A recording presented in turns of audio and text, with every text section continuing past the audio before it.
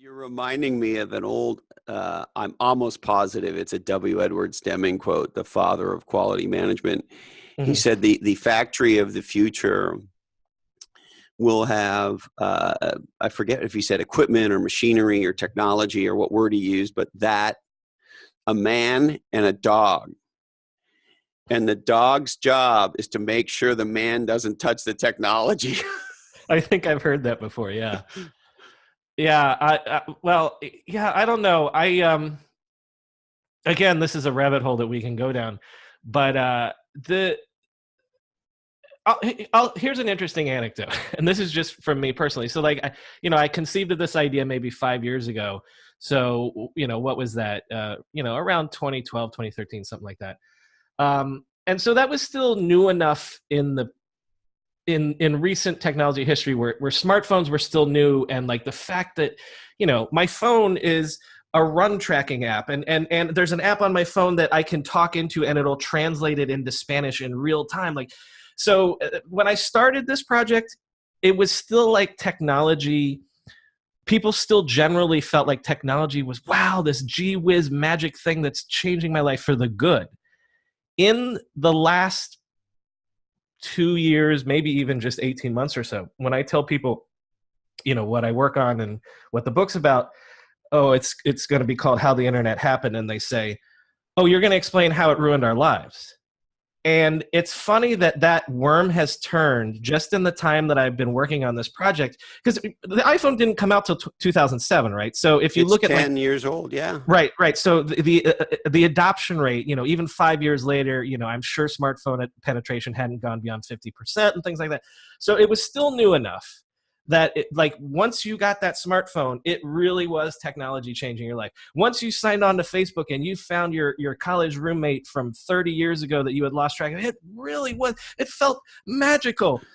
And now, all these years later, it's turned, and some of the people that I interview for the show, I do ask them about that, and within Silicon Valley they feel that. I explicitly ask people, I like, do you feel people's opinion of technology changing? And they do feel it. Interesting.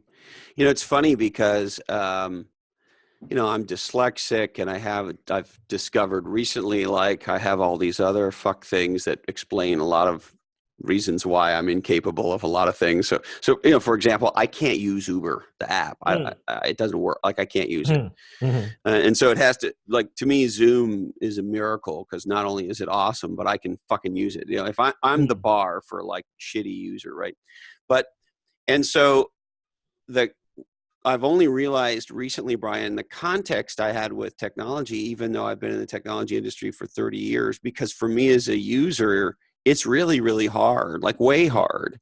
Email is really, really hard. Like, searching an email is like a very, very hard thing for me. Anyway, so I've always been in a bit of a battle with it, not because I didn't like it, because it was fucking hard. Anyway, in the last year or so, almost like I don't know, maybe a kid or somebody who hadn't been around for the last 20 years, I find myself, I know this sounds crazy and corny, but I'm kind of falling in love with technology all over again. Like, I look at my phone and I go, this fucking thing is insane. This is awesome. Yeah. And then I look at this and it's like, I launched a fucking broadcast network. Right.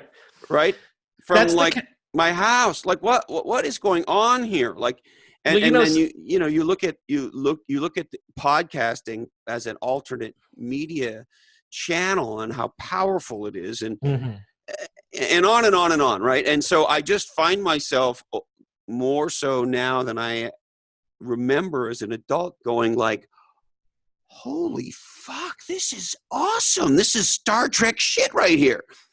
So I don't know. I guess I'm an outlier. Well, no, I'll tell you what, because the other way. There's the counter argument is there are people that say explicitly, hey, it's never been this good, and everybody's so fucking annoyed with it, right? So like children grow up, it's so everything, it's so fast, it's so instantaneous. One of the things from the very first day that the web came around, guys like me bought into the idea that This will allow any child anywhere in the world at their fingertips the ability to have knowledge that 40 years ago only the president of the United States had.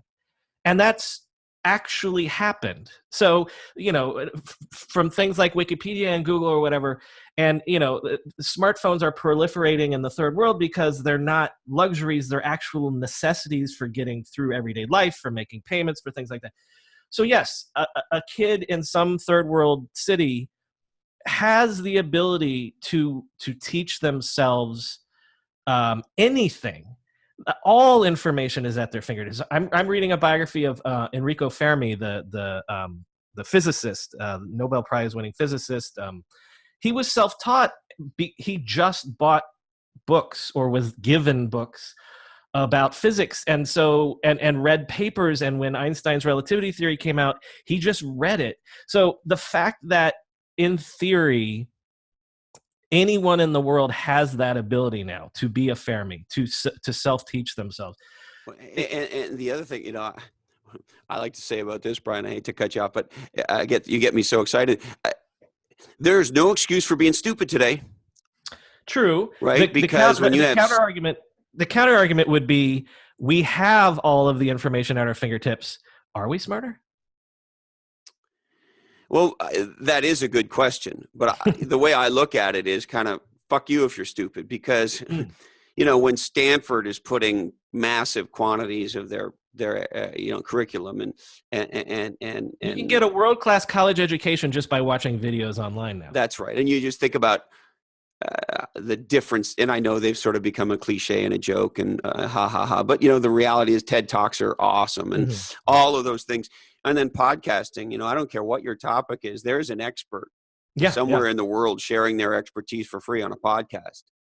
I mean, if you want to learn about the history of Rome, who's that guy, Mike Duncan or somebody like that, who has that amazing History of Rome podcast that's been going on for 5 or 6 years, like you literally cannot get a book that is as detailed. Dan Carlin's Hardcore History, I'm a history nerd. I've heard about the Mongol Empire all my life. His series on the Mongols, just the fact that he explained to me how how the Mongols could ride up to you, shoot an arrow at you behind their back, and run away and get out of range before you. And then you're like, now I get how they took over all of Asia.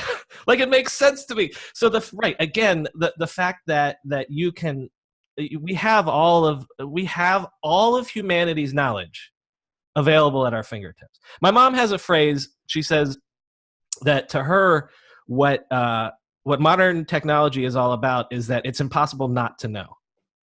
You don't know something, wait 5 seconds, you can know it. Well, how often do you find yourself doing this? You're at dinner, there's, pick your topic. How many home runs did Babe Ruth hit? Right? Or whatever the question is. And there's just this reality that we live in today where at dinner, that fucking answer is 5 seconds away. There is I hope people Google or YouTube search this. There's a great comedian called Pete Holmes, and he has it's maybe a 3-minute long bit. Google Pete Holmes not knowing.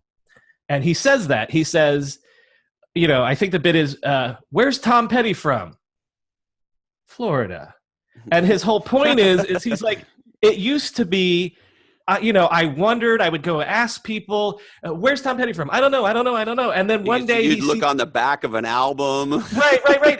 So he's like, what we've lost is that, like, he calls it the impregnation of wonder, where like a problem, like a question sits in your head for years at a time. And then when you finally get the answer, it is like a religious experience. Oh my God, Florida. And so like look that up, because I think that's sort of what we're kind of talking all around, is that everything is amazing, and then at the same time maybe we don't feel like it's amazing. So is there something wrong with us, or